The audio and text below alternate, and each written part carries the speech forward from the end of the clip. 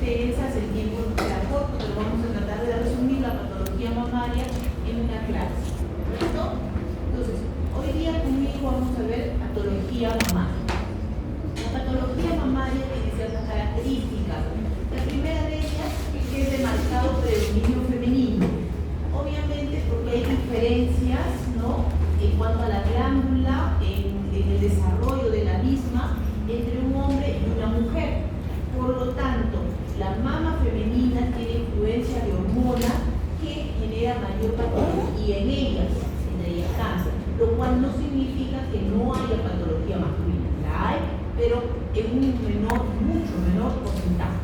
Ahora, la gran mayoría de lesiones en la mama son benignas, ¿correcto? Esto quiere decir que si bien es una patología muy importante la benigna, la maligna, a pesar de ser un 10% de las patologías, representa un porcentaje muy grande en cuanto a neoplasias que se dan. Muy bien. Este es un esquema para ver un estudio que se hizo en mujeres, en un grupo muy grande de mujeres, para poder determinar por qué las mujeres iban a ver al médico según la sintomatología que tenían. Dolor, sensación de pesadez, hinchazón, malestar, en fin, diversas alteraciones. ¿Cómo se dice? Alteraciones en la piel, por ejemplo, la piel naranja, en fin.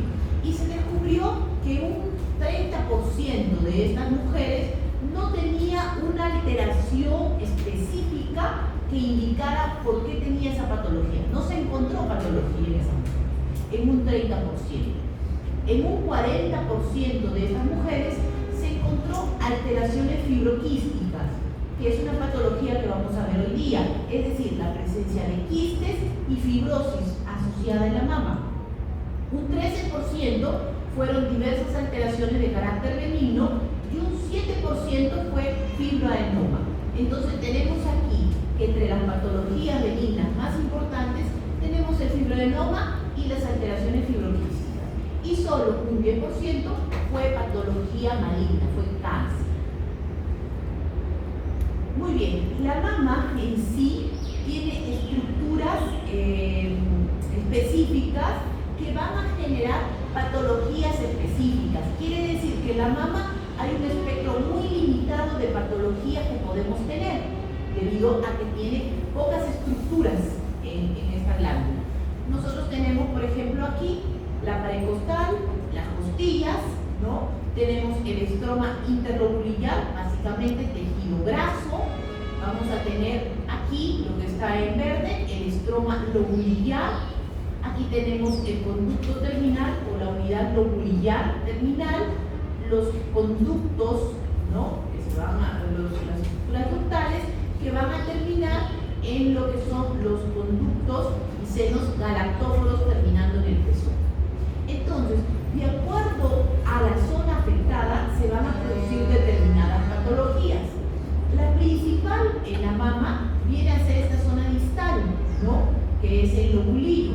Entonces, aquí tenemos dos componentes. Tenemos el estroma lobulillar, este tejido representado en color verdoso, como en nuestro esquema, para determinar el tejido que está alrededor de este conducto y el cual puede dar dos tipos de patologías: los fibroadenomas y los tumores piloides. Y el conducto terminal o unidad lobulillar, que puede presentar alteraciones como, por ejemplo, estas estructuras dilatarse, produciendo quistes, pueden generarse un crecimiento de este conducto formándose cuadros de adenosis, puede haber crecimiento del epitelio, o sea, el epitelio que reviste estos conductos, formándose papilomas o cuadros de hiperplasia o cuadros de cáncer relacionados a este tipo de epitelio. Igualmente, estos conductos que llegan hasta la zona de los senos galactóforos también pueden tener alteraciones. Por ejemplo, puede haber una dilatación con secreciones aquí, lo cual es la ectasia ductal, abscesos subareolares, papilomas, ¿no?, y la enfermedad de Paget. Si el área afectada es el estroma interlobulillar, podemos encontrar acá necrosis grasas, lipomas, tumores fibrosos o sarcomas que son patologías todavía más reducidas. Entonces, básicamente, la mayoría de las patologías se va a encontrar en el estroma lobulillar y en el conducto terminal. Ahora, la patología benigna de la mama. Hemos dicho que es la patología más común, no la más importante. Dijimos también que representaba el 90% de las patologías y aparecen en mujeres muy jóvenes, ¿no?, en la segunda década de la vida hasta aproximadamente la quinta década. No significa esto que no haya patología benigna posterior, sino que la frecuencia de patología después de la quinta década de la vida va a ser en mayor porcentaje patología maligna, ¿no? Entonces, en este periodo de edades comprendidas, tenemos más patología benigna que maligna. Muy bien, y hemos dicho que el espectro es bastante limitado. De todas estas patologías que una mujer puede presentar, nos interesa saber si esta patología se relaciona con tener riesgo de cáncer o no. La persona puede estar tranquila con esta lesión que tiene o hay un riesgo de ella de convertirse o desarrollar cáncer. Para esto utilizamos esta clasificación de DuPont y Pei, que quiere decir que las patologías las va a clasificar en 3 grupos y asignando a cada grupo un riesgo relativo de poder tener cáncer. El primer grupo son las enfermedades no proliferativas, son las patologías más frecuentes en un 70% y su riesgo relativo es 1, o sea, igual que la población general, no tiene riesgo de transformarse en cáncer. Aquí tenemos, por ejemplo, la metaplasia pocrina, los quistes, la ectasia ductal, los fibroadenomas y las hiperplasias epiteliales leves. El segundo grupo son las enfermedades proliferativas sin atipia, representa alrededor del 26% de las patologías de mama y su riesgo relativo es 1.5 a 2, es decir, tiene un riesgo un poco mayor de desarrollar cáncer. Aquí tenemos los papilomas intraductales, las hiperplasias moderadas, las hiperplasias ductales floridas, la cicatriz radial o la adenosis esclerosante. Y en las enfermedades proliferativas con atipia, que representa el 4% de la patología, tiene un riesgo relativo aumentado del 4.5 a 5. Quiere decir que estas patologías, tanto la hiperplasia ductal atípica como la hiperplasia lobulillar atípica, tienen un riesgo alto de desarrollar cáncer, ¿no? Entonces, para eso nos sirve este cuadrito. En base a este cuadrito, entonces hemos estructurado la clase de hoy día. El primer bloque vamos a ver las lesiones mamarias no proliferativas, estas que son las más comunes pero que no tienen riesgo de desarrollar cáncer: el fibroadenoma, los quistes mamarios o mastopatía fibroquística y la ectasia ductal. La primera patología es el fibroadenoma. El fibroadenoma básicamente es un tumor benigno y es un proceso proliferativo justamente del estroma lobulillar. ¿Se acuerdan en el primer esquema que les dije? Vean esta imagen donde el estroma estaba dibujado de verde, ¿no? Para que ustedes vean, bueno, ese estroma, ese tejido comienza a proliferar, ¿no?, justo alrededor del conducto terminal de la unidad mamaria y forma un tumor en esa zona. Entonces, este es el tumor más frecuente que existe y es el tumor que se va a dar en mujeres más jóvenes, mujeres alrededor de los 18 a 30 años, incluso hasta un poquito más jóvenes, pero este es el periodo en donde engloba la mayor cantidad. Generalmente es una lesión única, muy pequeña, miren, acá tenemos nuestro centímetro, mide alrededor de unos 2 o 3 centímetros, tiene un crecimiento rápido y más o menos se estanca, se detiene su desarrollo hasta este tamaño aproximadamente, y a partir de ahí, este tumor, que es un tumor estrógeno dependiente, porque justamente se da en mujeres jóvenes, ¿qué significa estrógeno dependiente? Que las células de este tumorcito tienen receptores para estrógeno y progesterona, lo que significa que con un estímulo exagerado el tumor puede crecer, puede desarrollarse más. Por ejemplo, en el momento del embarazo, donde hay mayor cantidad de hormonas, este tumor tiende a crecer.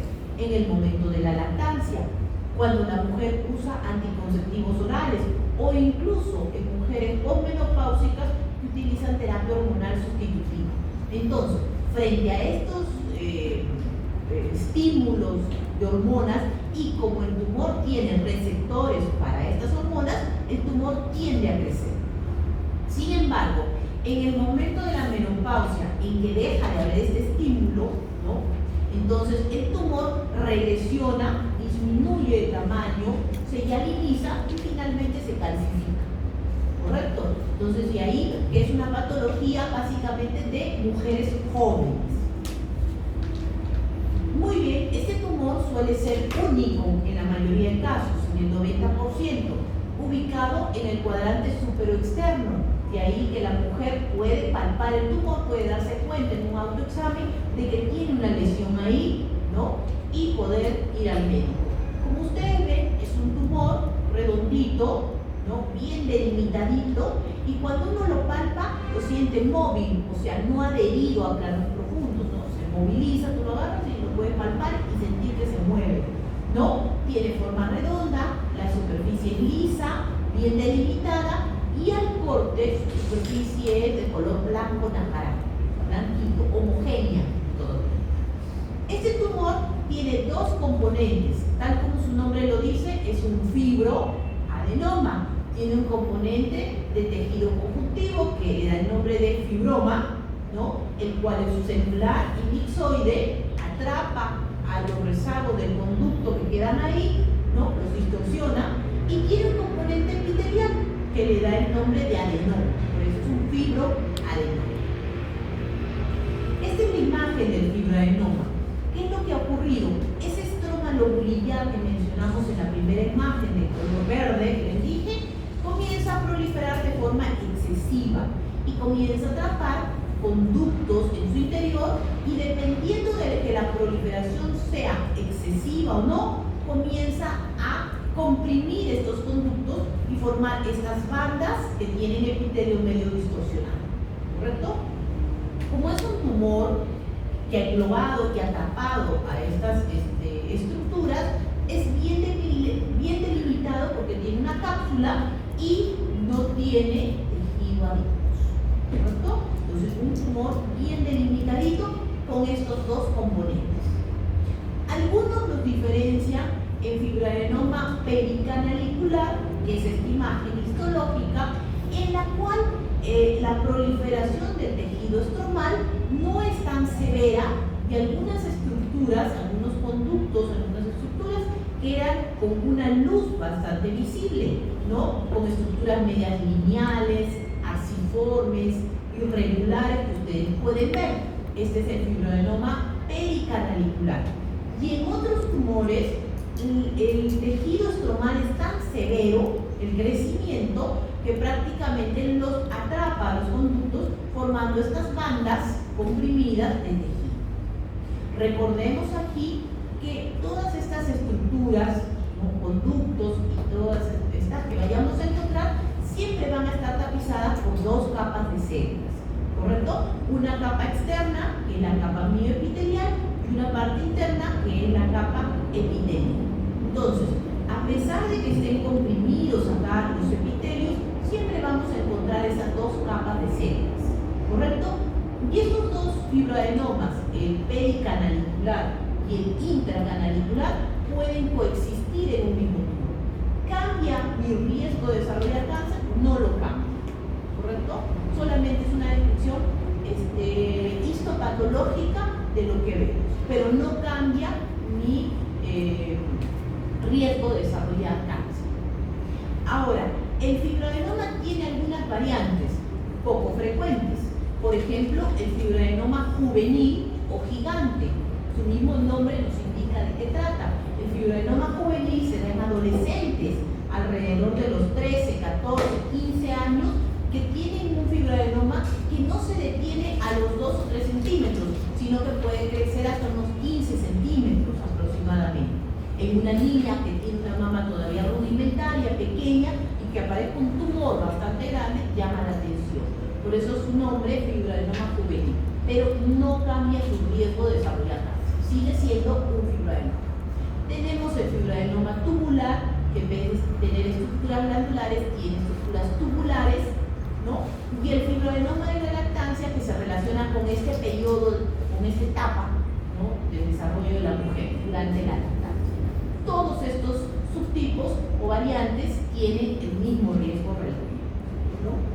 Entonces, al final, la gran mayoría de fibroadenomas se observa, no requiere tratamiento quirúrgico. ¿Por qué? Porque su riesgo de desarrollar cáncer no existe, ¿no? Entonces, generalmente los fibroadenomas no se operan, salvo que produzca mucho dolor, sea un poco grande, la mujer se siente incómoda, ¿no? Entonces se puede operar, pero si no, no tiene mayor complicación.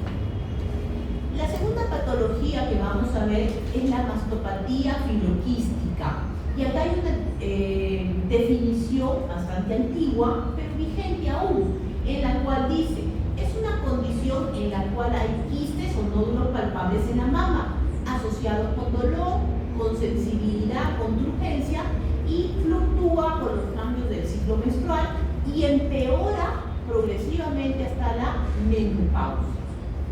¿Qué es lo que ha ocurrido en esta mama?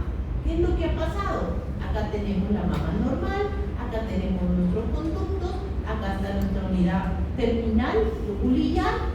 ¿Y qué es lo que ha pasado? En esta unidad terminal comienzan a dilatarse estas estructuras y forman quistes.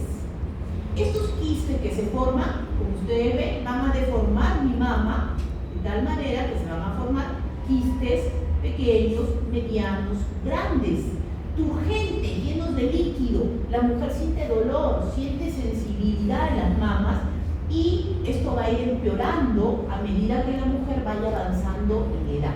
Esto de aquí no se va a resolver, esto de aquí no se va a solucionar solo, va a requerir un tratamiento quirúrgico, sacar estas lesiones quísticas de la mama en esta mujer.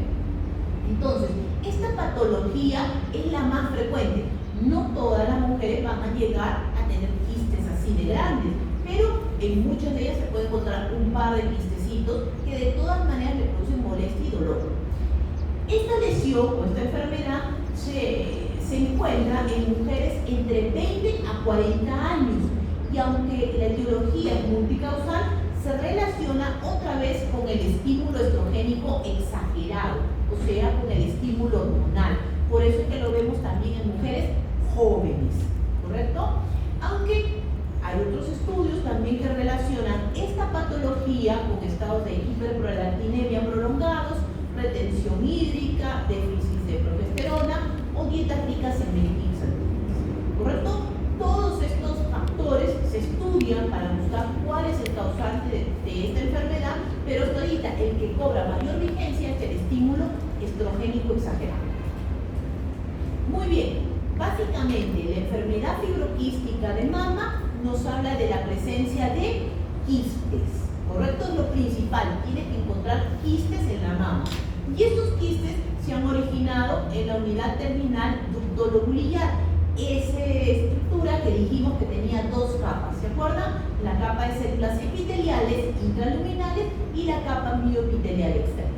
Siempre hablamos de las dos capas porque cuando hablemos de cáncer vamos a descubrir que las dos capas dejan de existir. Muy bien, entonces la enfermedad fibroquística de mama va a tener principalmente la presencia de quistes, pero también va a tener la presencia de fibrosis y la presencia de un componente epitelial. Tres cosas importantes: quistes, fibrosis y componente epitelial. Dependerá cuál de estos componentes predomine para poder llamarlo de una u otra forma. Si predomina el componente de los quistes, lo llamaremos enfermedad fibroquística simple de mama. Si predomina el componente epitelial, hablaremos de una enfermedad fibroquística asociada a hiperplasia epitelial. Y si predomina el componente fibroso, hablaremos de una adenosis esclerosante. Los tres son variantes de esta misma patología. Entonces tenemos que encontrar cuál de los componentes es el que se encuentra en mayor grado. Lo que vamos a hablar ahorita es de la enfermedad fibroquística simple, o sea, en la que predominan los quistes. Entonces, hay una dilatación de los conductos que forman quistes. El quiste básicamente es una estructura redondeada, ¿no? Como ustedes ven, cubierta por las dos capas de epitelio. Ustedes mirarán esta imagen y lo primero que dirán es que el quiste está aquí. Y sí, efectivamente el quiste es este, pero también hay quistes pequeños, ¿correcto? O sea, no necesariamente solamente las estructuras grandes. Miren acá conductos que a pesar de ser pequeños ya se están dilatando y se están llenando de líquido. El segundo componente de esta enfermedad es el componente fibroso. Alrededor de estos quistes encontramos componente fibroso, ¿correcto? Entonces, los quistes pueden ser muy pequeños, formándose microquistes de un tamaño menor de 3 milímetros, o macroquistes en los quistes mayores de 3 milímetros. Y estos quistes se llenan de líquido y forman masas turgentes ahí. Me olvidaba un punto importantísimo, que es que este trastorno es multifocal, o sea, la mama puede encontrarlo en varios de los cuadrantes, ¿no? Cuadrante superior, cuadrante inferior, y también es bilateral. Son las dos mamas afectadas. No es que una mama se afecte y la otra no. Las dos mamas se estimulan igual y las dos mamas tienen alteraciones fibroquísticas, ¿correcto? Eso me olvidaba mencionar. Entonces, como aquí el estímulo es en estos conductos, lo que vamos a encontrar son quistes, ¿no? Como este de aquí o como este de aquí, mezclados con fibrosis, ¿no? Mezclados con adenosis, que ahorita vamos a ver, y ahí puedo encontrar tejido graso. ¿Se acuerdan que hablamos en el fibroadenoma que no había tejido graso porque era un tumor delimitadito, con cápsula y todo? Aquí es un tumor mal delimitado, irregular. Entonces vamos a encontrar los quistes mezclados con el tejido graso y con la fibrosis. Por eso es mal delimitado. Entonces, aquí vamos a encontrar quistes, que básicamente ha sido la dilatación de este conducto cervical. El epitelio de los quistes, que ya dijimos, son dos capas de células que en algunos casos, cuando el quiste es muy grande, el epitelio tiende a dar un aspecto aplanado. No es que se cambie el epitelio, sino que el epitelio por presión se va aplanando. Hay también adenosis, o sea, proliferación en el número de acinos por lobulillo, lo que da lobulillos mucho más grandes, ¿no? Y también una característica más es que dijimos que dentro de los quistes hay líquido, y este líquido se almacena por mucho tiempo y el líquido comienza a cambiar de color, formando un color medio marrón o incluso un color medio turbio y dando un aspecto azulado al quiste. De ahí que algunos los llaman quistes azules a los quistes de la mastopatía fibroquística. Es más, cuando se aspira este líquido, se obtiene ese líquido medio marrón, color café, que prácticamente es diagnóstico de esta patología, ¿no? Que los quistes están llenos de líquidos. Una característica más, y que es muy importante, de la enfermedad fibroquística de mama es la metaplasia apocrina. La metaplasia apocrina es el cambio de un epitelio por otro epitelio. En este caso, el epitelio de estos conductos se cambia a un epitelio que parece glándula sudorípara. Y este epitelio está compuesto por células mucho más grandes, ¿no? Medias rojizas, ¿no? Eosinófilas, que tienen un crecimiento de tipo epitelial con proyecciones hacia la luz. ¿Por qué es importante mencionar esta metaplasia? Porque es bastante común, porque nos ayuda en el diagnóstico de esta enfermedad fibroquística y porque su presencia nos indica que es una patología benigna. Entonces, importante la metaplasia apocrina en esta patología. ¿Ok? Miren aquí la metaplasia apocrina. El cambio de la coloración de este epitelio por uno más rojizo con células grandes, ¿correcto? Y de solo ver la metaplasia, yo ya me siento tranquila porque sé que esta es una patología benigna, ¿correcto? La tercera patología que vamos a ver es la ectasia ductal. ¿Qué es lo que ha ocurrido en la ectasia ductal? Miren aquí, esta patología se va a encontrar ya en mujeres mayores, entre 40 a 60 años, mujeres multíparas que ya han tenido hijos, ¿no? Y en los cuales, como ustedes ven aquí, la mama se va a ver con una lesión, con un pequeño bulto a alrededor de la areola subareolar, que está enrojecido, miren, inflamado, que podría dar la imagen de que es una mastitis. Sin embargo, miren la edad de la paciente, no es una paciente que estuviera en esa etapa, por lo cual no está asociado a la lactancia, esta patología, pero ojo, el 90% de las pacientes son fumadoras. Entonces, se sugiere que de alguna manera el tabaco tiene que ver como un factor multicausal de esta patología. Además, también se ha encontrado la presencia de adenomas hipoficiarios y niveles altos de prolactina que se cree juegan un papel importante en el desarrollo de esta enfermedad. ¿Qué es lo que ha ocurrido en la ectasia ductal? Cuando ustedes escuchan ectasia ductal, tienen que entender como que depósito, almacenamiento de contenido en estos conductos ductales. ¿Qué es lo que ha ocurrido? Ha habido un espesamiento en la secreción. Las secreciones de la mama que tienen que llegar por el conducto galatóforo y salir por el pezón se han comenzado a volver más espesas y se vuelven más cremosas y finalmente obstruyen los conductos. Al obstruir los conductos producen dilatación de estos conductos, ¿correcto? Entonces, lo que vamos a encontrar es esa masa subareolar que dijimos, dolorosa, enrojecimiento de la mama, que lo vimos aquí en esta imagen, la masa y el enrojecimiento, y también que cuando yo exprimo la mama, la comienzo a exprimir, va a salir un material cremoso, que es ese material que hemos dicho que se ha espesado y que se ha quedado dentro de los conductos. En algunas mujeres puede asociarse el pezón invertido, puede haber, ¿no? Muy bien, acá tenemos, no sé si ven acá, este es un corte del pezón. Miren por debajo los conductos realmente yo macroscópicamente no podría verlos, pero en este caso los conductos se han dilatado tanto que yo veo aquí el conducto dilatado y con este material cremoso en su interior. Ese material que cuando yo exprimo acá el pezón comienza a salir.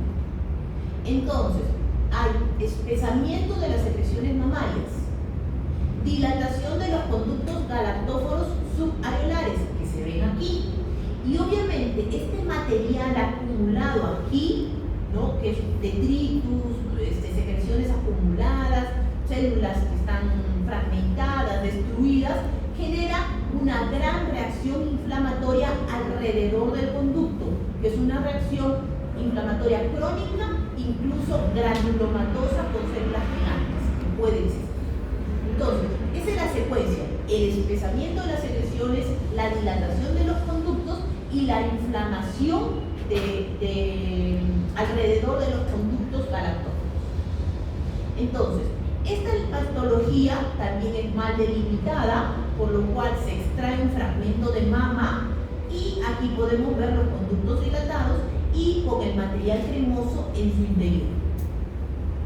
Y lo que vamos a ver histológicamente es un conducto que está lleno, en este caso, de un material cremoso que básicamente son detritus celulares, o sea, células muertas, necróticas, fragmentadas, núcleos sueltos que han quedado ahí, con presencia de macrófagos que están fagocitando este material acumulado. El epitelio se puede encontrar presente o el epitelio puede tener áreas donde no encontramos epitelio por necrosis del epitelio. Y también podemos encontrar cambios de este epitelio a través de la metaplasia, que en este caso sería una metaplasia de tipo escamoso. O sea, se cambia el epitelio por un epitelio más resistente. Alrededor de este conducto encontramos la inflamación, principalmente linfocitos que pueden haber, células plasmáticas, macrófagos y algunos neutrófilos. ¿Correcto? Entonces, ectasia ductal. Muy bien, hasta aquí hemos mencionado 3 patologías de las enfermedades no proliferativas. En las lesiones proliferativas sin atipia tenemos otra vez 3 grupos: la adenosis esclerosante, los papilomas intraductales y la hiperplasia intraductal.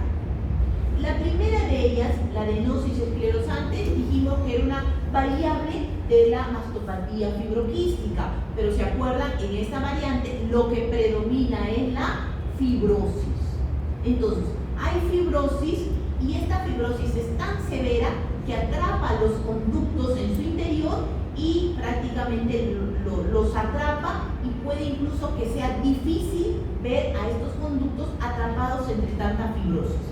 Esta patología es mucho menos frecuente que la mastopatía fibroquística, en la cual predominan los quistes o en la cual predomina la hiperplasia.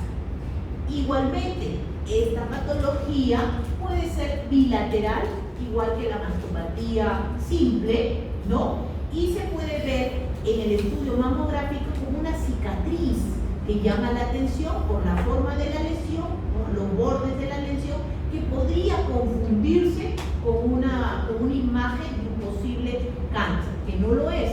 Se puede confundir con los estudios radiográficos que se pueden dar.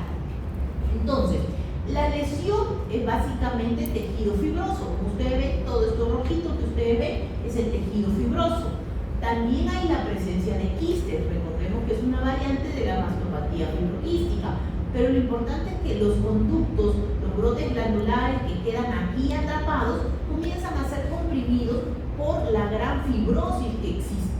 Entonces, esta fibrosis puede ser tan severa que las glándulas que quedan atrapadas pueden incluso ser comprimidas de tal manera que puede verse como si hubiera una capa de células. Recuerden que siempre en estas glándulas tiene que haber dos capitas de células.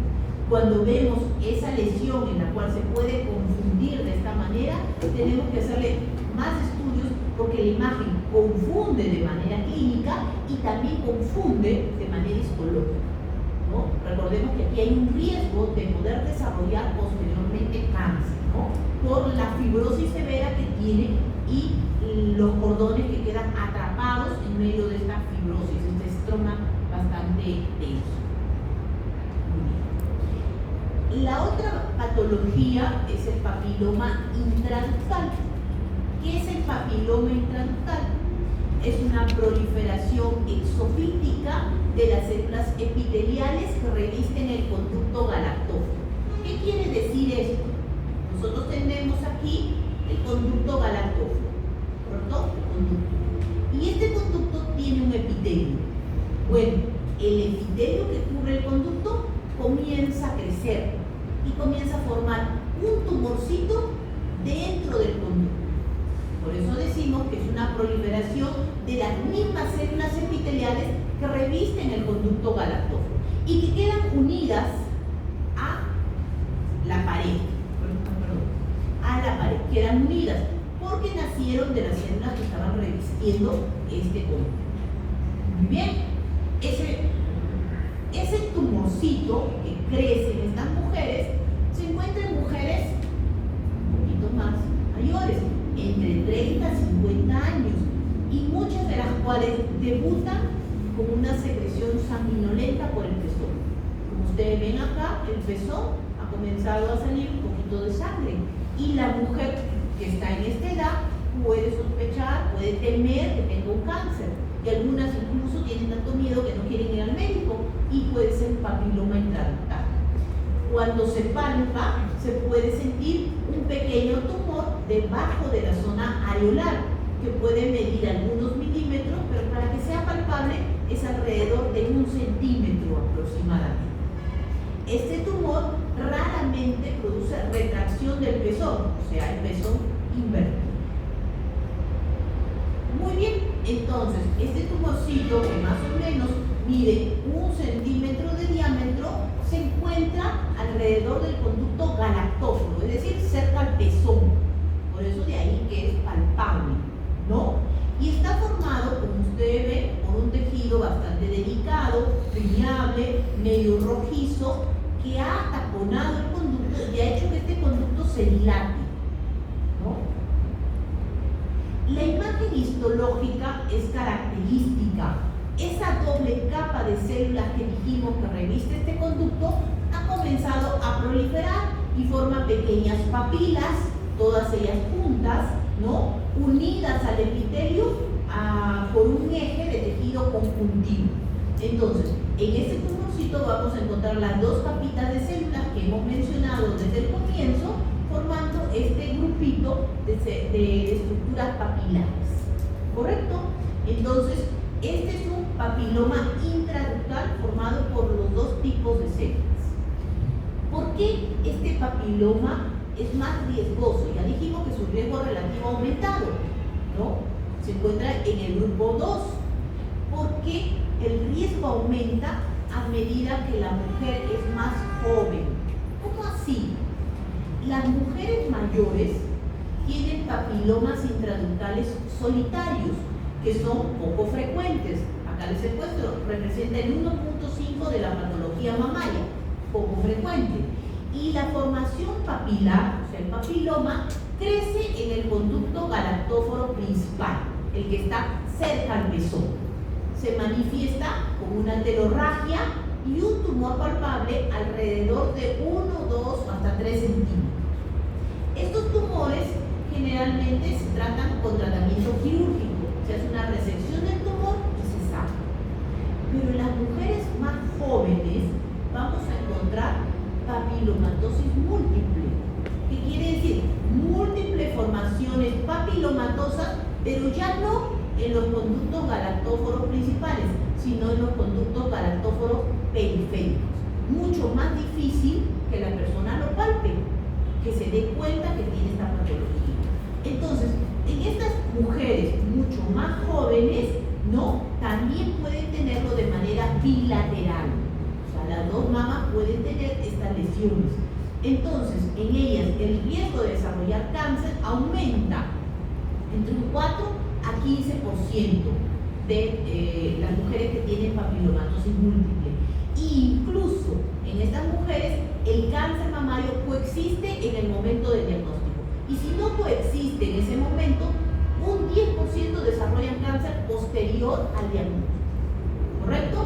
Entonces, en estas pacientes, el tratamiento, si bien es quirúrgico, se hace con una resección mucho más grande, con bordes más extensos y con un mayor estudio, con periodos más largos de seguimiento, para evitar los otros papilomas que puedan coexistir y que puedan desarrollar posteriormente cáncer. Entonces, no se olviden, mujeres más jóvenes. La tercera patología que dijimos es la hiperplasia. La hiperplasia ya sea ductal o lobulillar. ¿Qué significa esto? La hiperplasia, ustedes ya saben, es el crecimiento del número de células. En este caso, el crecimiento del número de células que revisten los conductos, las estructuras ductales o lobulillares, ¿correcto? Siempre hablamos de dos capas que tenían. Muy bien, aquí en la hiperplasia ya vamos a ver 4 capas, 6 capas, 8 capas, o sea, comienza a aumentar el número de células. Y obviamente van a tener características ductales o lobulillares.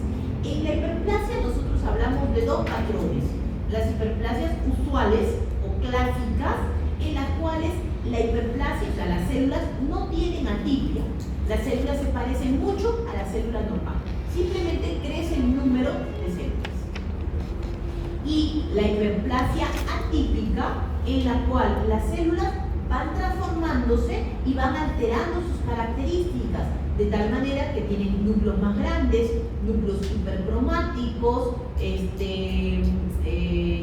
núcleos atípicos, ¿no? Con mitosis. Entonces ya encontramos cambios en las células que nos indican que están volviéndose atípicas. Las hiperplasias atípicas aumentan el riesgo de desarrollar cáncer y tienen alteraciones genéticas que se superponen ya con las alteraciones que podemos encontrar en los carcinomas in situ, ¿no? Entonces, la hiperplasia es un factor de riesgo para desarrollar cáncer. Aquí ustedes pueden ver, ¿no?, una estructura ductal repleta de células. Si ustedes me siguieron desde el comienzo, entendieron que solamente debían haber 2 capas, pero aquí ha comenzado a proliferar el número de capas. Esta proliferación es monomorfa, o sea, todas las células al principio son igualitas, simplemente aumenta el número de capas y la bicapa que existía comienza a cambiar, de tal manera que a veces el epitelio puede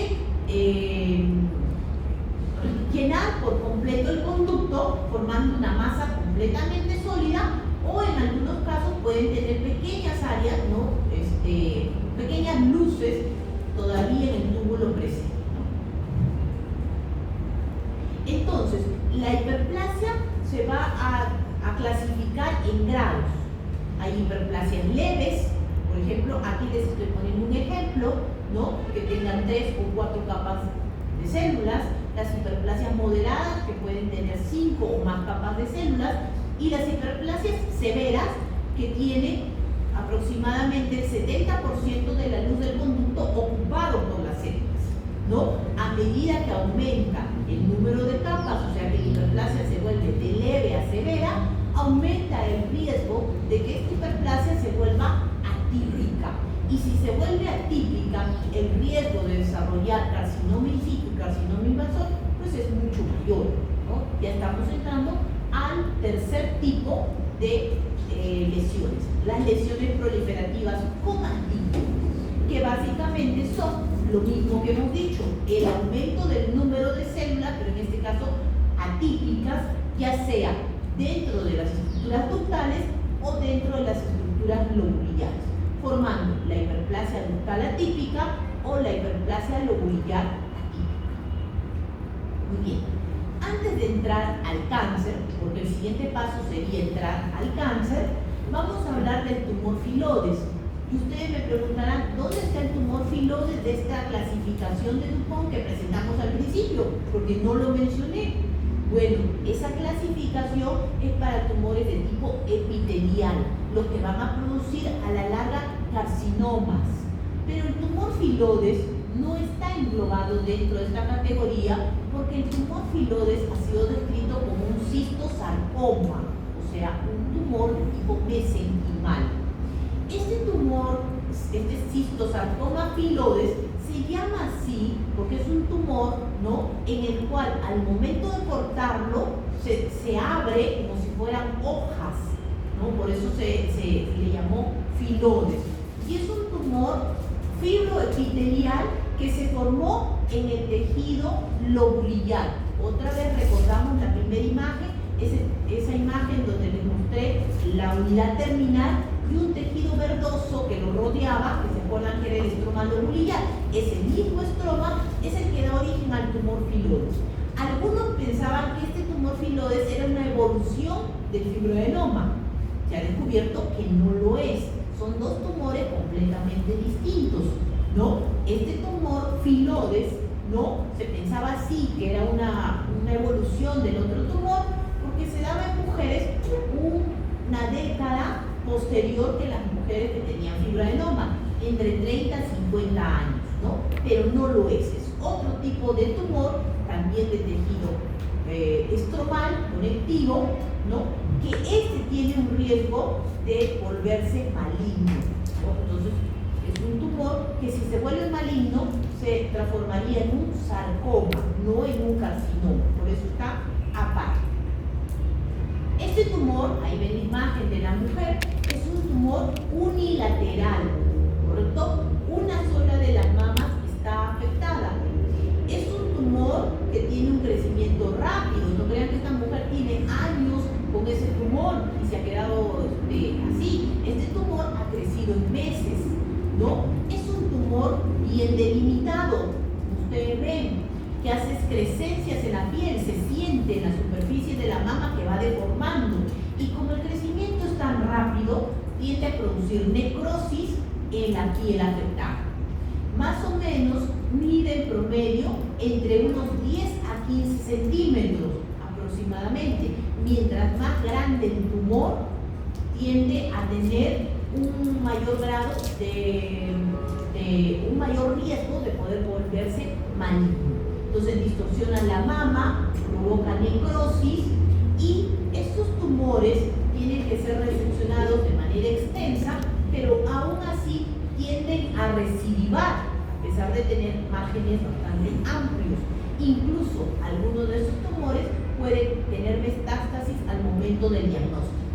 Entonces, el diagnóstico de un tumor Phyllodes, ¿no?, benigno o maligno, va a depender de muchas características histológicas, ¿no? Pero también clínicas. Hay que ver la agresividad del tumor, las metástasis que tiene, la edad de presentación, el crecimiento rápido que tiene, entre otros. Muy bien, ¿qué es lo que ocurre en este tumor? Lo que ocurre es el crecimiento del tejido estromal. Ese tejido estromal comienza a crecer. Y les dije que este tumor tenía la forma como de hojas. Estas que ustedes ven aquí son como las hojas. Estos espacios que quedan aquí en los espacios alrededor de estas hojas. Cuando el tumor se corta, se separa, ¿no? Por estos espacios que tiene aquí, que están tapizados otra vez por dos capas de células.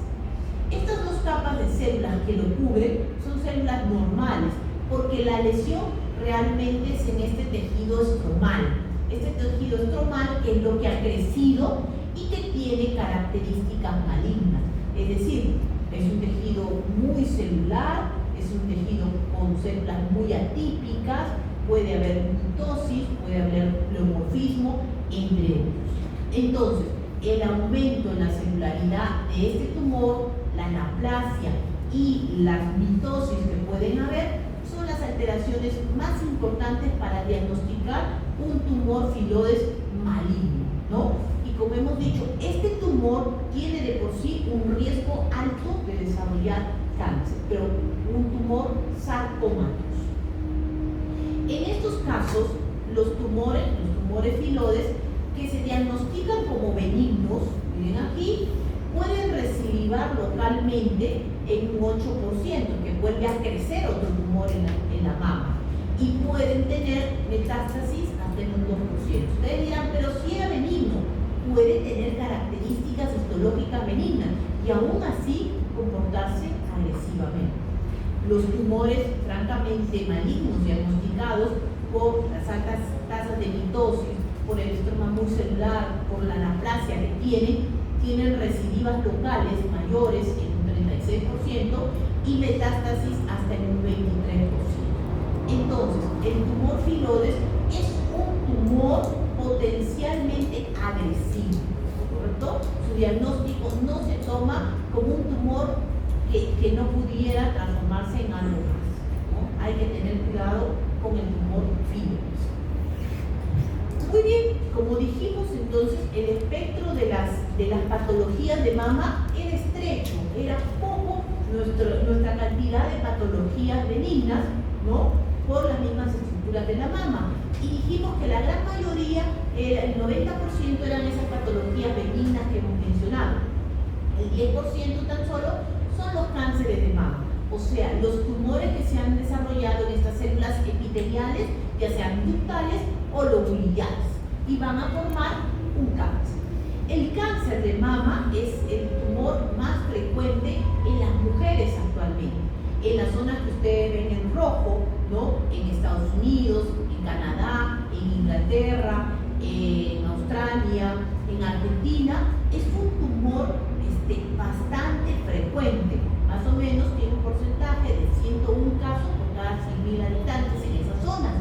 Mientras que las zonas que ustedes ven en amarillo, que básicamente son países asiáticos, tienen una incidencia mucho más baja. Esto no se debe a características raciales, sino a hábitos alimenticios y costumbres en cada zona de la región. Se han visto que mujeres asiáticas que viajan a otros países como Estados Unidos, en las siguientes generaciones tienden a tener el mismo riesgo de tener cáncer. Entonces tiene que ver con hábitos de comer carne, de cantidad de azúcar, de alimentos muy procesados. Todo esto tiende a llevar un riesgo alto de cáncer, ¿no?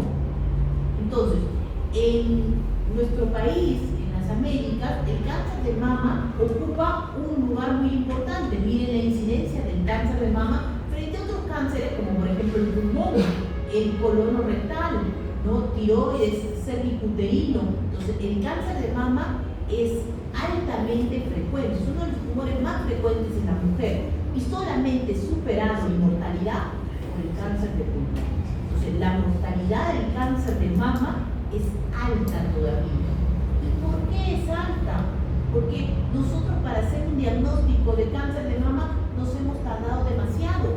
El cáncer de mama empezó desde una doble capa que habíamos dicho de las células a células con hiperplasia leve, moderada, severa, ¿no? Hiperplasia atípica, carcinoma in situ y carcinoma infiltrante.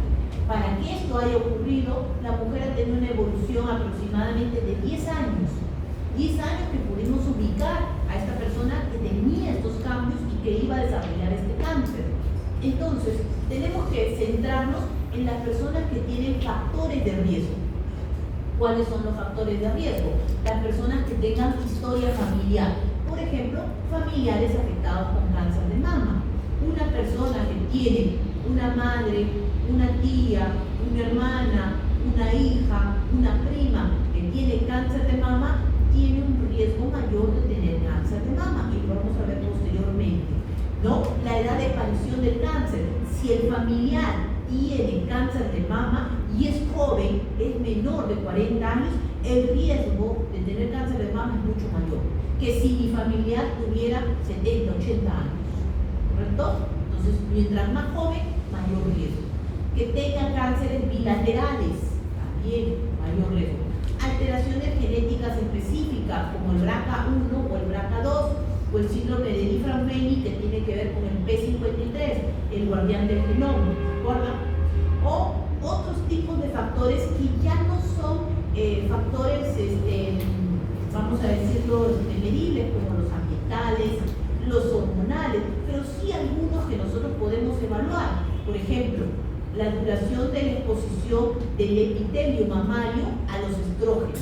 Por ejemplo, las personas que usan anticonceptivos orales, que utilizan terapia hormonal sustitutiva, que han tenido patología mamaria previa.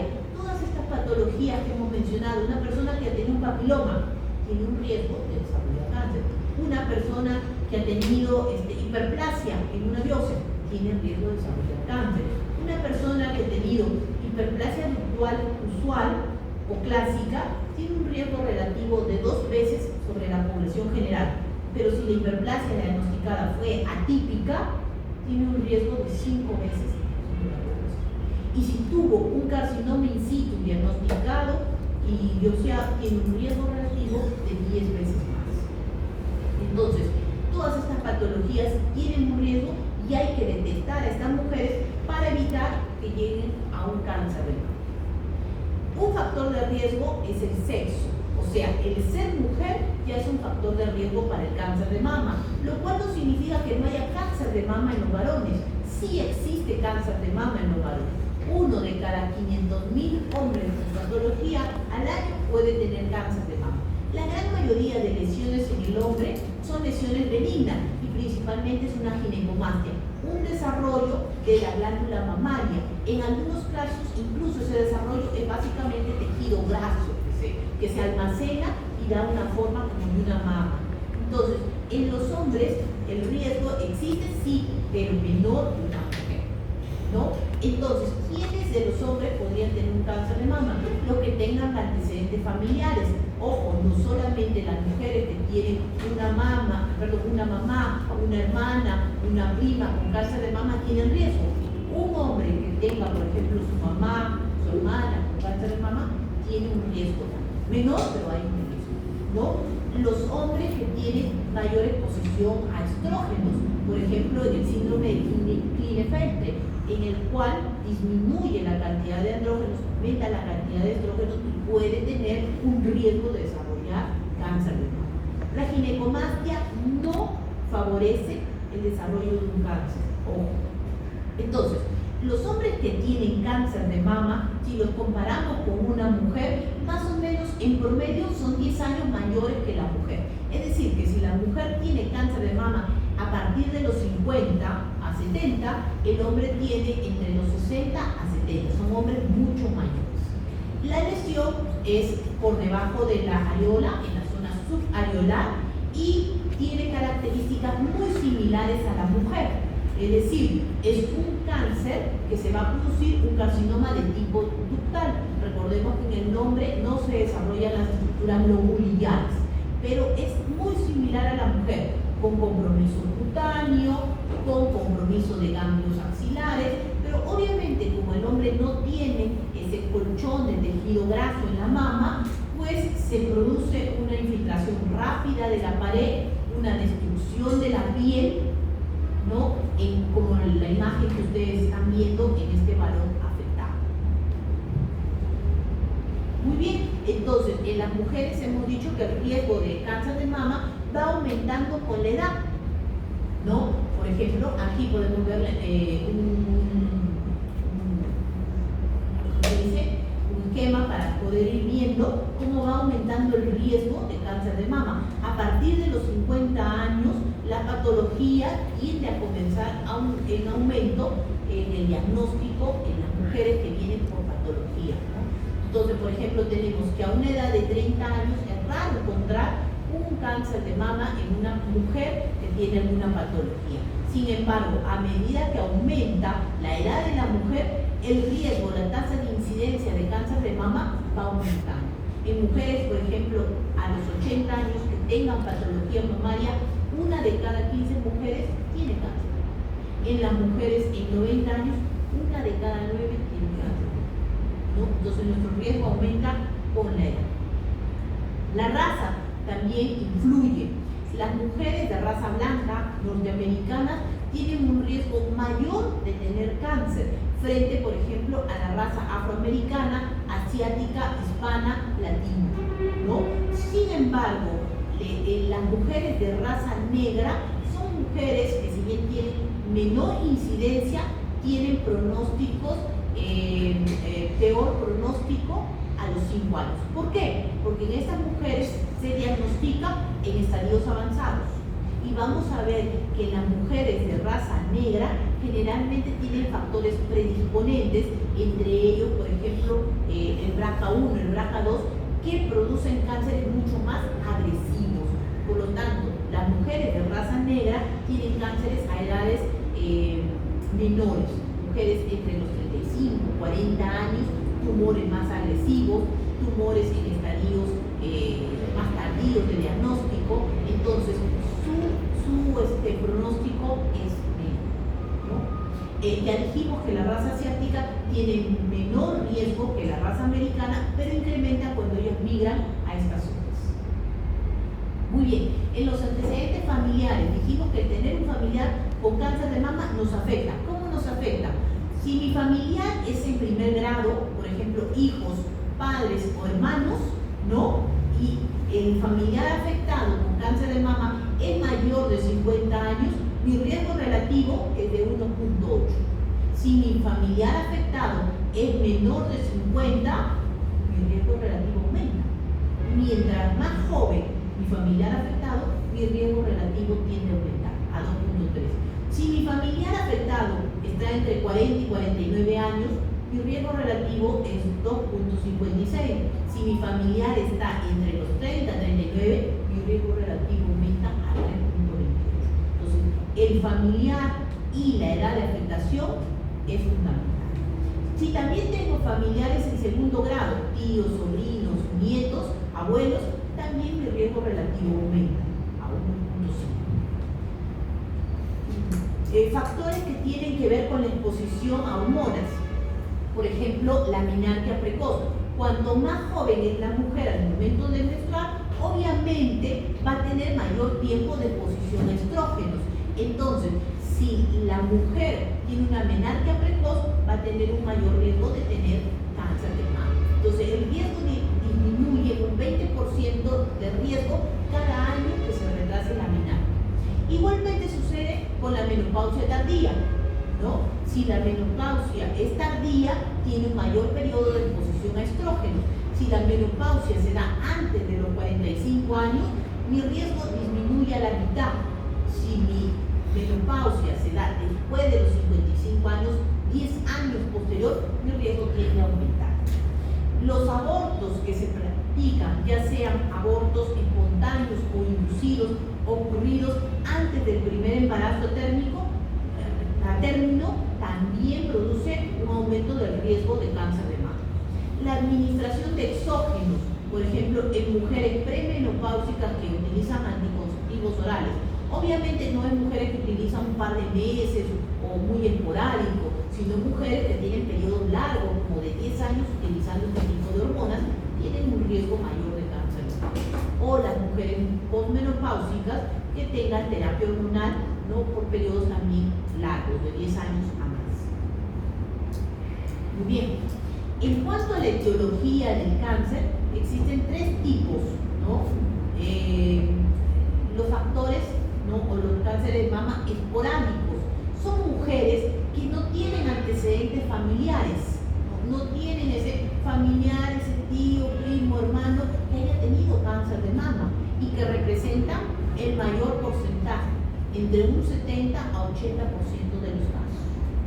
Tenemos las personas que tienen antecedentes familiares, es decir, tienen un antecedente familiar, pero no se atribuye a la mutación de un solo gen, sino a la contribución de muchos genes, una herencia poligénica. Este representa el segundo grupo, entre un 15 a un 20%.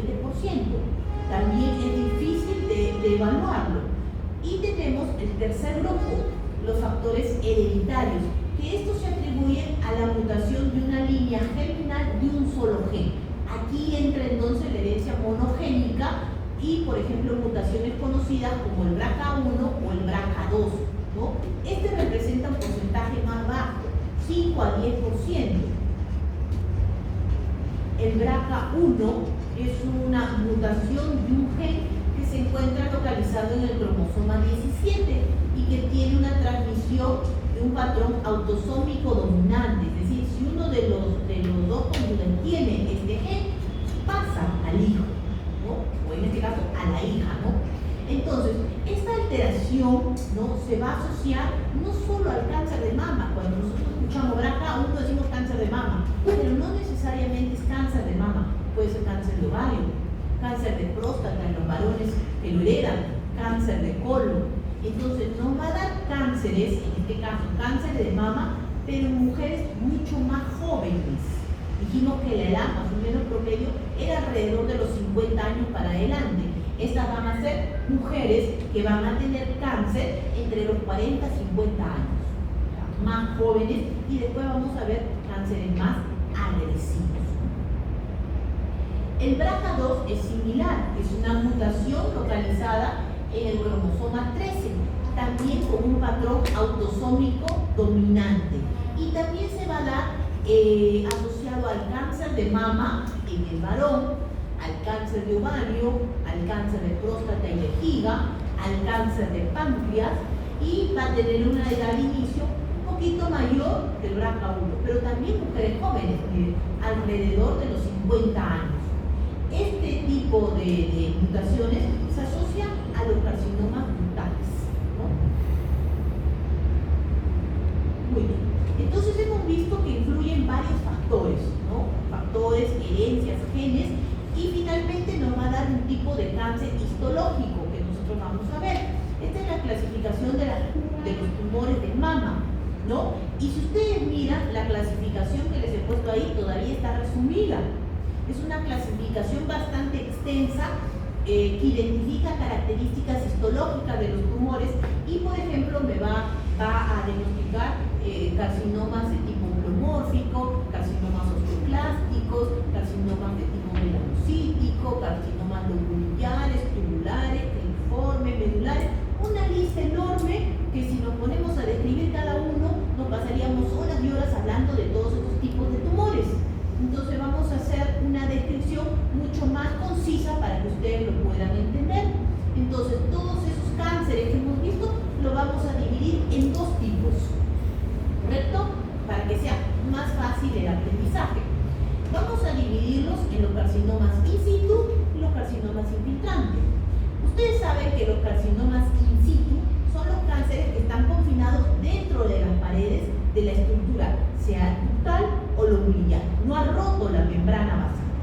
Entonces, en los carcinomas in situ, que son los menos diagnosticados, porque es mucho más difícil diagnosticarlo, porque la paciente no tiene síntomas, porque la lesión es más pequeña, ¿no? Se diagnostican entre un 15 a un 30%, ¿correcto? Y van a estar conformados por carcinomas ductales in situ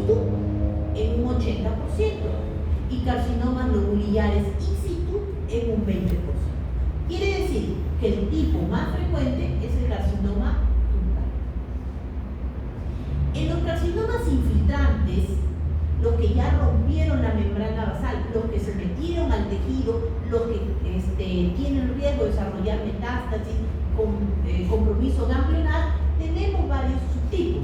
Tenemos el carcinoma ductal invasivo, ¿no?, que representa alrededor del 90% de los tumores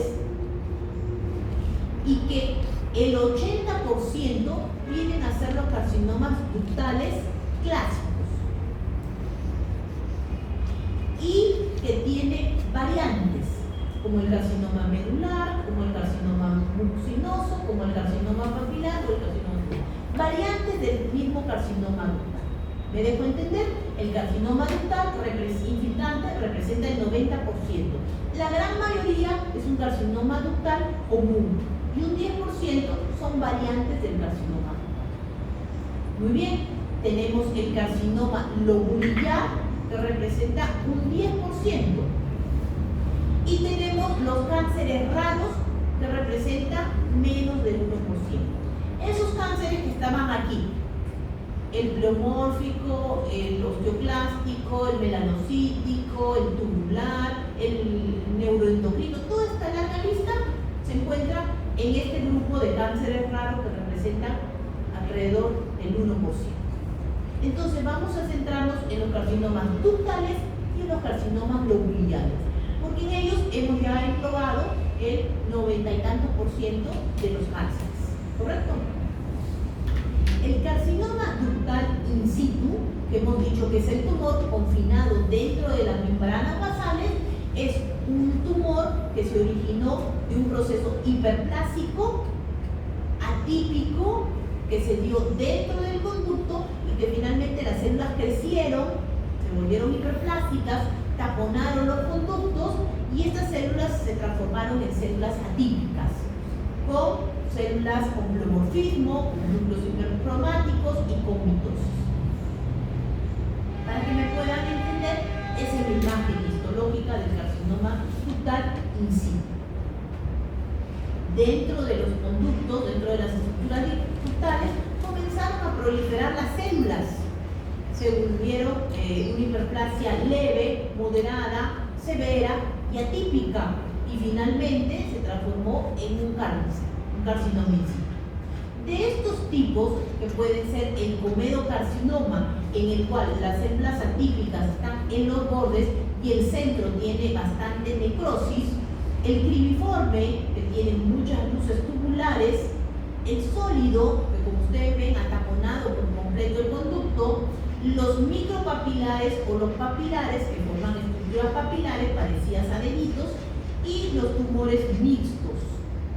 De todos estos tipos de carcinomas in situ, el más importante es el comedocarcinoma, porque este comedocarcinoma se asocia con cánceres mucho más agresivos, ¿correcto? Entonces sigue siendo un carcinoma intraductal, pero ojo con esto, puede desarrollar cánceres más agresivos.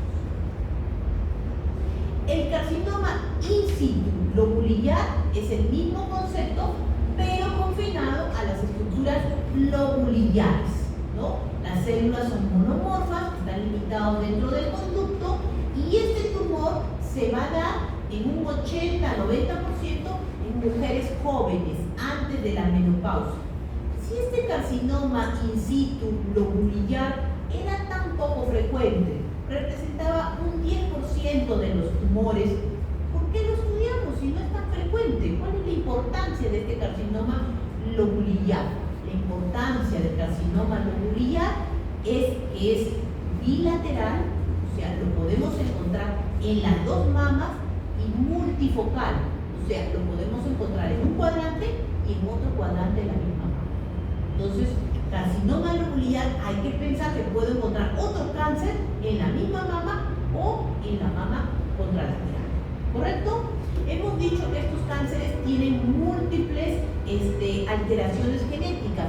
Una de las alteraciones genéticas que tiene el carcinoma in situ lobulillar es la pérdida de la E-caderina, del CDH1, que permite la adherencia celular, es decir, las células lobulillares que deberían estar unidas se van a ir soltando, y esa es una característica que les va a dar a las células cuando se vuelvan infiltrantes, porque van a formar un famoso patrón, el patrón de células en fila íntima, que lo vamos a ver en muy bien. Entonces, este carcinoma in situ lobulillar tiene un riesgo también de desarrollar cáncer invasivo en un 25 a 35%. Muy bien, este es el carcinoma lobulillar. Difícil de observar en las biopsias, difícil de diagnosticar, porque muchas de estas células tienen una tipia muy vieja, ¿no? Pero bueno, ahí lo podemos ver. El carcinoma ductal infiltrante, cuando ya rompió las membranas y se metió al tejido, es el cáncer más frecuente. Dijimos que representa el 90%. Y este cáncer más o menos mide 2 centímetros. No es que se paren en ese diámetro. Si este tumor lo dejamos y no lo diagnosticamos, puede llegar hasta 10, 12 centímetros. El tumor sigue creciendo. Pero más o menos a los 2 centímetros la mujer ya palpa el tumor, siente algo duro, algo de consistencia, ve que ahí, ¿no? Adherido, ¿no? Porque ya no se moviliza, no es como un fibroadenoma que uno lo sentía blandito y lo podía mover. No, este se encuentra duro, adherido a los tejidos, ¿correcto? Entonces, acá nosotros vemos el tumor, ¿no? Que puede tener, que se puede reconocer fácilmente, ¿no? Que los bordes son imprecisos y que está adherido al tejido graso adyacente. Entonces, el carcinoma ductal es fácilmente reconocible macroscópicamente. Miren acá el tumor blanquecino, cómo se fue, ¿ve? O igualmente aquí. Esta diferencia en el tumor lo vamos a ver con el lobulillar. Aquí, en el ductal, el tumor se ve nítido, ¿correcto? Se ve blanco y se siente a la consistencia duro. ¿Correcto? Histológicamente, ¿cómo se va a ver? Como las células tumorales que forman conductos anaplásicos. Aquí les pongo el concepto para que ustedes lo puedan entender, pero más que el concepto es que ustedes vean la imagen para que lo puedan reconocer. Entonces vamos a ver la imagen para que ustedes lo puedan ver. ¿Se acuerdan que dijimos que las células de los conductos siempre era una doble bicapa y que estas células se volvían tumorales? Una vez que las células tumorales rompen la membrana e infiltran el tejido, las células tratan de asemejar la estructura que le dio origen. La estructura que le dio origen era un conducto. Por lo tanto, estas células tumorales forman pequeñas glandulitas.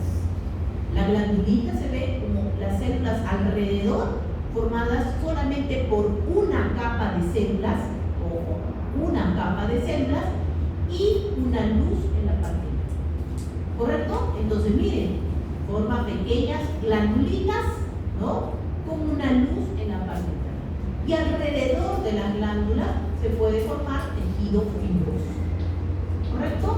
Entonces miren, mayor aumento, glándula muy pequeñita, formada por una capa de células y dentro una luz. Carcinoma ductal de mama. ¿Correcto? Carcinoma ductal clásico de mama. No se olviden de eso, de que es una sola capa de células. Muy bien, pero hay algunos tumores que no se parecen al anterior. Miren este, se ve un patrón más sólido. ¿Ok? No todos los tumores son así de bonitos y de fácil para poder observarlos. Algunos tumores son mucho más agresivos. Entonces, para estos carcinomas, ¿no? Se utiliza una clasificación que se llama la clasificación de Nottingham para poder ver qué grado histológico le doy al tumor. Los tumores se van a evaluar 3 patrones. La diferenciación de los túbulos, es decir, que el tumor forme estos túbulos, estas estructuras glandulares. 2, el pleomorfismo de las células. Por ejemplo, sí, miren, estas células grandes, núcleos grandes. Y 3, la presencia de mitosis. Y le va a ir dando un puntaje a los tumores.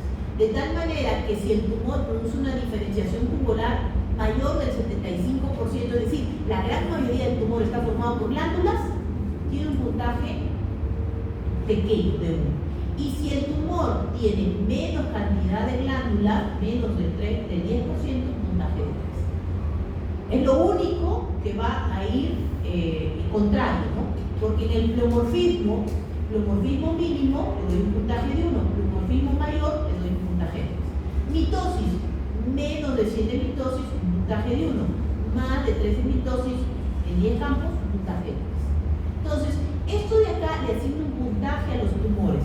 Los puntajes menores van a indicarme tumores en grado bajo o grado 1, los que tengan 3 a 5 puntos, grado 2 de 6 a 7 puntos y grado 3 de 8 a 9 puntos. ¿Qué significa esto? ¿Cómo se traduce esto? Los tumores que forman muchas glándulas, ¿no? Muchas glándulas son tumores de bajo grado que van a responder mejor al tratamiento con quimioterapia, mejor al tratamiento hormonal, van a tener pronósticos más favorables en comparación a los grado 3, que son tumores anaplásicos con poca diferenciación glandular y con mucha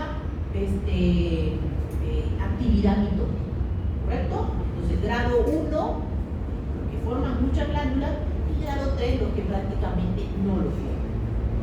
Muy bien, ¿por qué se diferencian algunos tumores de grado 1 y grado 3? Hay muchos factores que van a favorecer este desarrollo, pero uno de los factores son los famosos BRCA1 y BRCA2. ¿Se acuerdan que los hablamos y dijimos que algunas mujeres tienen estos genes heredados?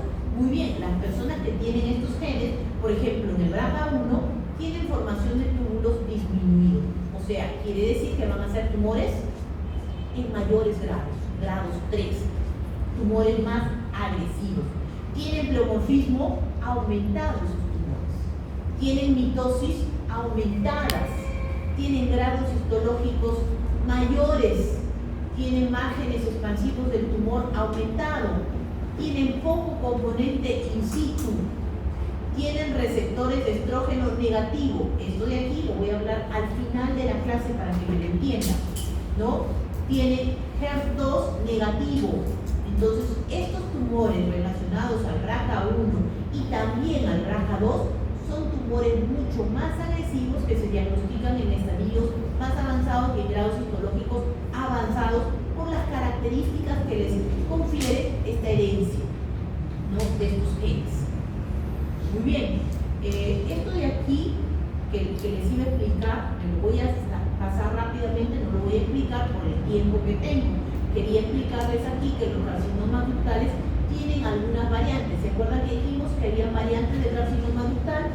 Que eran el carcinoma medular, el carcinoma mucinoso o el carcinoma tubular. Les paso rápidamente porque nos estamos quedando sin tiempo y no voy a poder llegar a la parte final que quiero explicar. Entonces, les paso rápido. El carcinoma lobulillar in situ, que es el tumor que surgía de las células lobulillares que dijimos que era poco frecuente. ¿Se acuerdan? Un 10% solamente de estos tumores, pero tenía interés para nosotros porque el tumor es bilateral, ¿no? A diferencia de los ductales que no son bilaterales y era multicéntrico en la misma mama. Entonces, este tumor es poco frecuente, pero importantísimo por lo que es bilateral y multicéntrico. Y aquí el tumor macroscópicamente es un tumor mal delimitado, a diferencia del carcinoma ductal que ustedes vieron que una masa sólida, blanquecina, bien delimitada, dura. El carcinoma lobulillar es difícil, incluso cuando se palpa es mucho más blandito, entonces es difícil el diagnóstico de un carcinoma lobulillar, ¿correcto?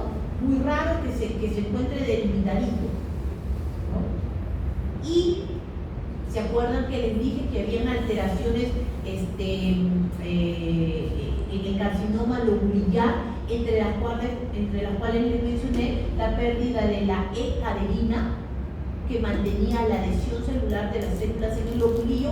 Bueno, aquí al perder esa proteína, ¿qué es lo que ocurre? Que las células tumorales como que se sueltan, cada una se suelta. característico en el carcinoma lobulillar, que es que estas células se encuentran una detrás de otra como una fila india.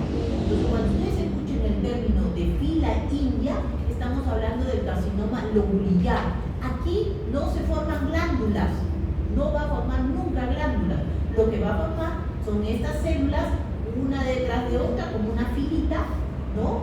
Que son células monomorfas, muy homogéneas entre ellas, pequeñas, uniformes, sin atipia, pero que tienen este patrón, ¿correcto? Entonces, carcinoma lobulillar, miren, las células, unas como si fueran filitas, ¿ven? Como si formaran una filita. Y si ustedes miran las células, no hay mucha atipia en ellas. No hay núcleo supercromático, mitosis, no. Todas son muy homogéneas. Entonces, estas células se encuentran dentro de una matriz fibrosa, ¿no? Alrededor de ellos hay fibrosis. Muy bien.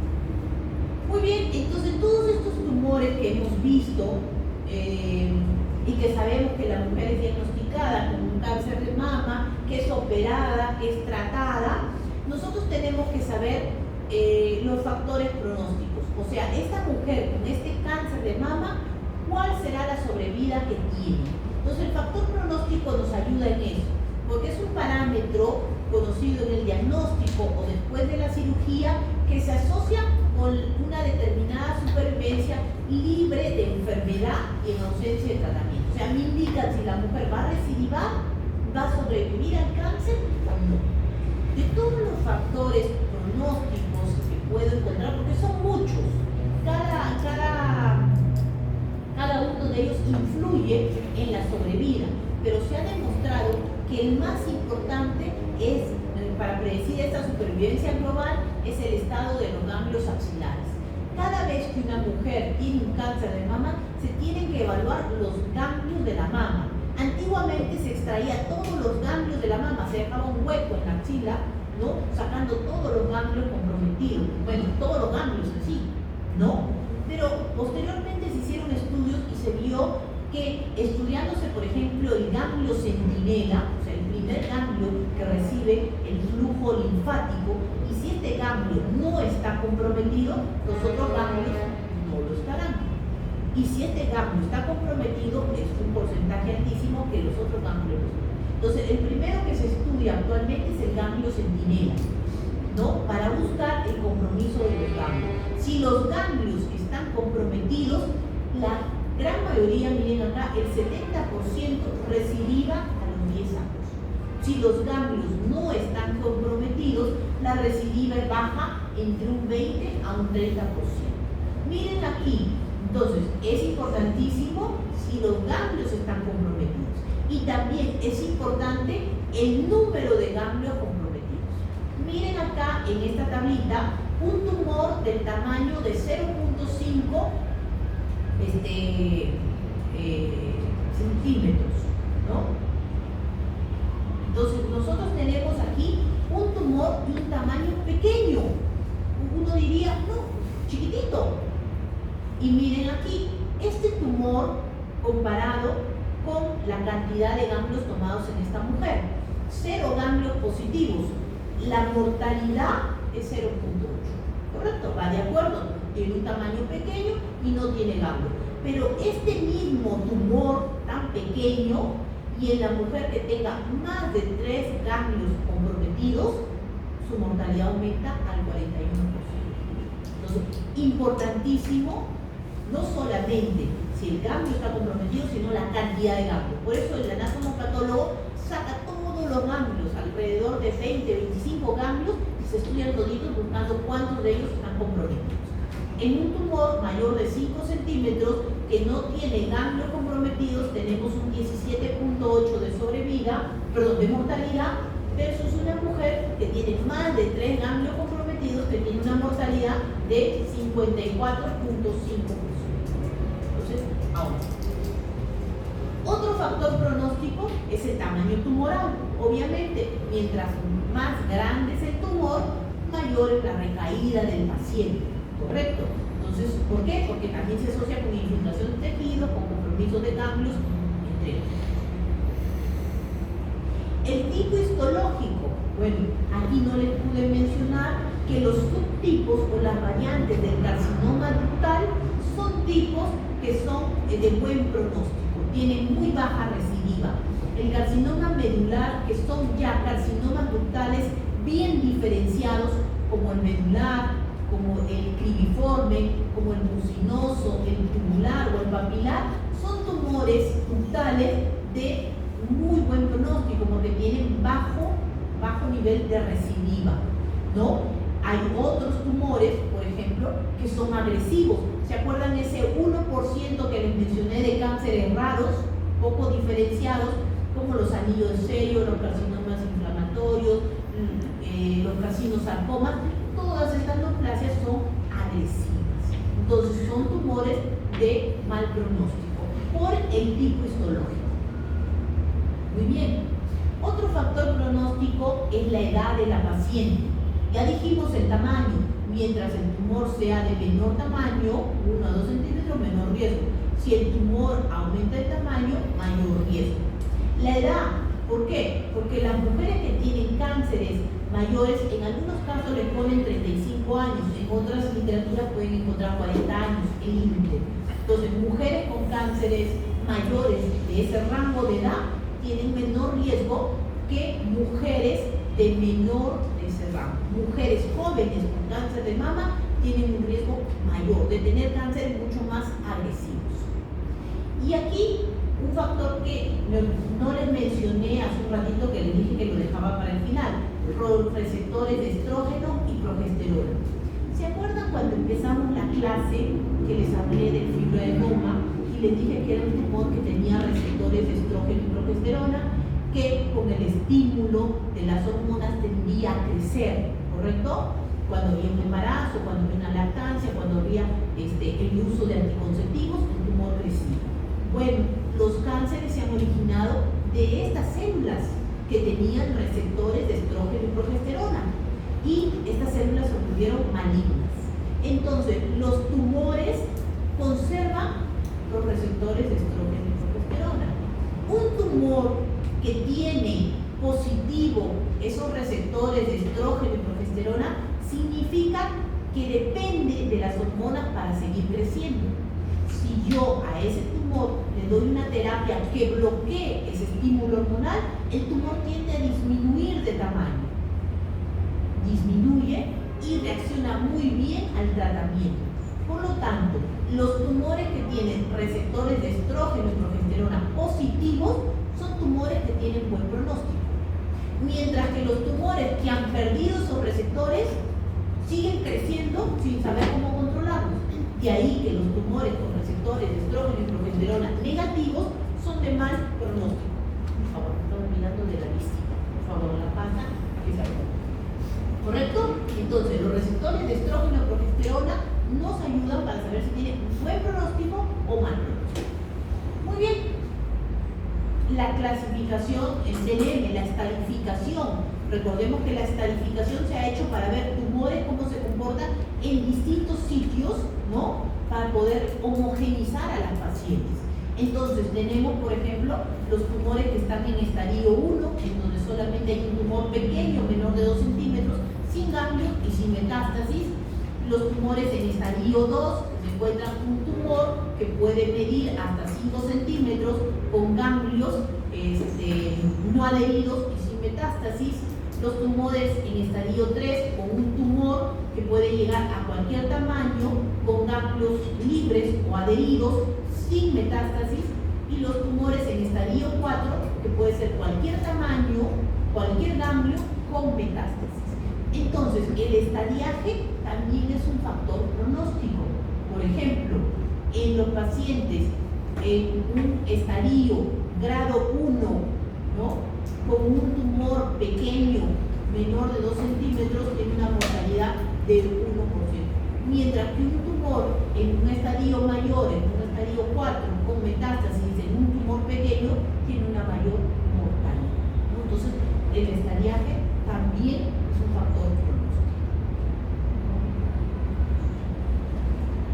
El otro marcador inmunohistoquímico es el HER2. El HER2 es un gen sobreexpresado o amplificado que se encuentra en los tumores de mama. Este HER2 se ha estudiado para ver qué desarrolla, qué características le da el tumor, y en cultivos, como le he puesto acá, se ve que ha incrementado la tasa de proliferación de las células. Las células se multiplican mucho más rápido, genera tumores mucho más agresivos, tumores que son independientes hormonalmente, significa que tienen receptores de estrógeno y progesterona negativos y que tienen resistencia a los quimioterápicos.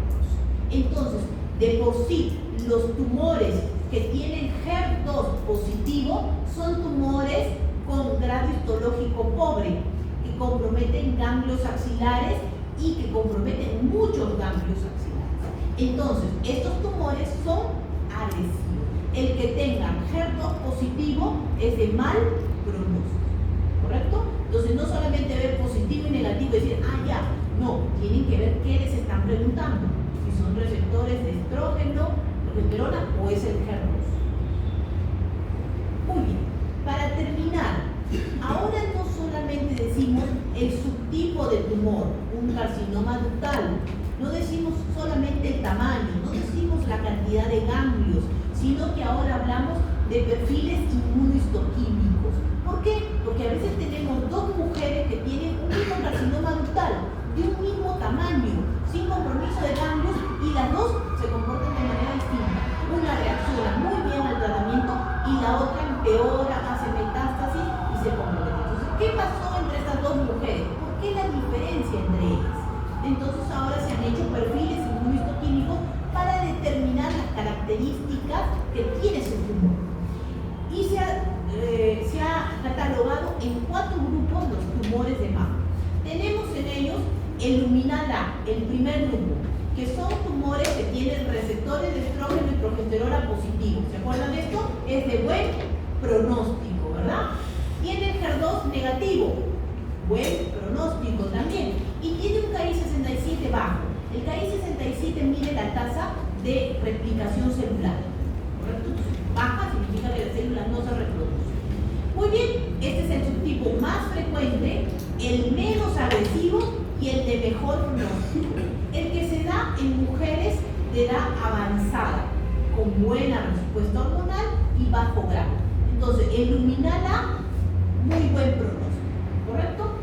El luminal B es muy parecido al luminal A, sin embargo, tiene el Ki-67 un poquito más alto. En líneas generales, se parece mucho al luminal A. Tiene buen pronóstico, ¿no? Casi similar al luminal.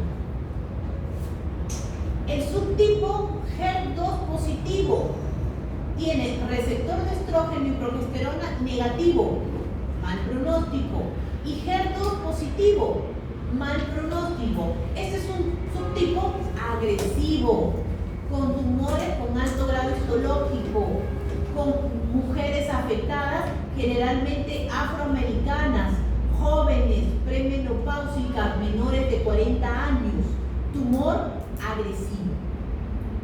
Y el cuarto tipo es el triple negativo, receptores de estrógeno y progesterona negativo y HER2 negativo. Este es el tumor más agresivo. Ustedes dirán, pero ¿por qué no? Si tiene HER2 negativo, ¿no sería buen pronóstico? No, este tumor no lo controla nada. No se puede hacer ni terapia hormonal, ni terapia dirigida a las células HER2 positivas. Este tiene el peor comportamiento de todos. Acuérdense ustedes, el triple negativo. Menos común, pero altamente agresivo, con alto grado histológico, con mujeres jóvenes, principalmente afroamericanas, ¿correcto? Entonces, son 4 subtipos los principales. Actualmente se han dividido y cada vez se subdividen más y más subgrupos buscándose nuevos patrones. Entonces, ustedes pueden ver acá otros subtipos que les pongo nomás para que ustedes lo sepan. Ya no voy a poner a explicar los otros subtipos porque se van a marear con tantos grupos. Quedémonos en los 4 principales, en el luminal A, luminal B, HER2 positivo positivo y el triple negativo, que es el de peor pronóstico.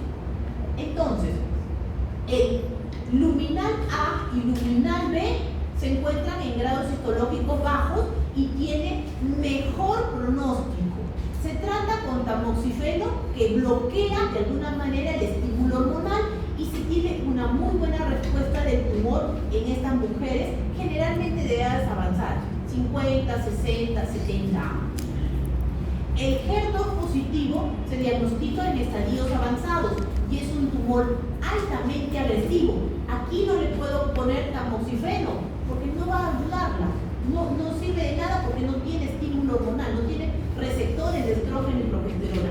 Y el único tratamiento para ellos es el trastuzumab, que es un tratamiento dirigido de manera molecular a las células HER2 positivas.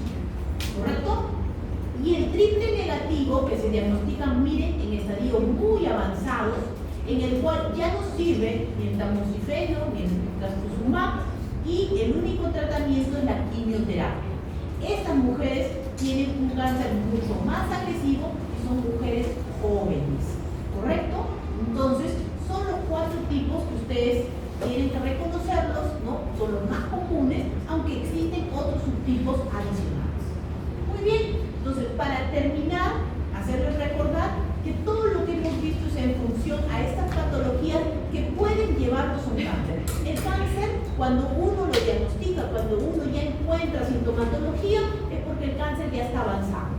Ya el cáncer ya está avanzado, ya es infiltrante y ya puede tener metástasis o compromisos de ganglios. No esperemos llegar a esto, esperemos diagnosticarlo en una etapa previa.